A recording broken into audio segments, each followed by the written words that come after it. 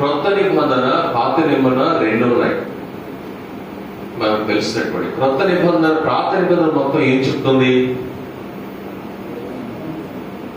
ఒక్క మాటలో మీకు భాషగా చెప్పేవాడు, ఒక్క మాటలో పాత నిబంధన మొత్తం ఏం చెప్తుందంటే, love your neighbour as your self. నిన్ను వలె నీ పొరుగు వాడిని ప్రేమించండి. అంటే ప్రేమించండి, ప్రేమ చెప్తుంది.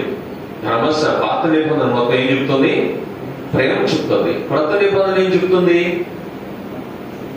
యేసుప్రభు ఏం చెప్పాడు అంటే, ఇక్కడ కూడా మనం చూసిన క్రొత్త నిబంధన కూడా ప్రేమనే తెలియపరిచింది. ఒకరినొకరు ప్రేమించుకోండి అని చెప్పారు. రెండు నిబంధనలో ఏం కనబడింది? ప్రేమ. అలాగనే మనం చూస్తే యేసుక్రీస్తు దేవుడు ఏమై ఉన్నాడు అంటే ప్రేమ.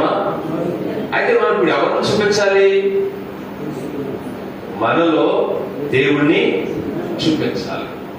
వాస్తవంగా మన జీవితాల్లో దేవుణ్ణి మనం చూపించగలిగినటువంటి ఆ ఆలోచనే మనకు ఉండాలి.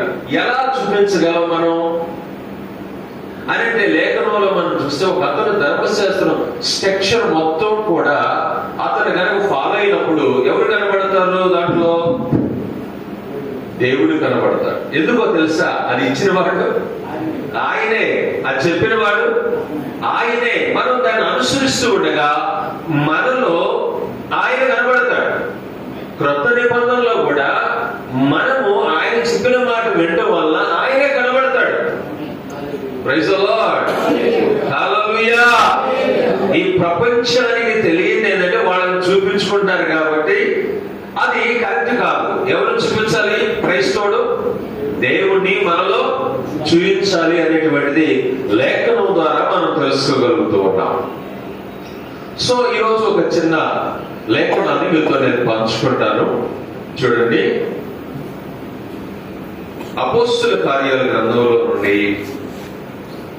6వ అధ్యాయము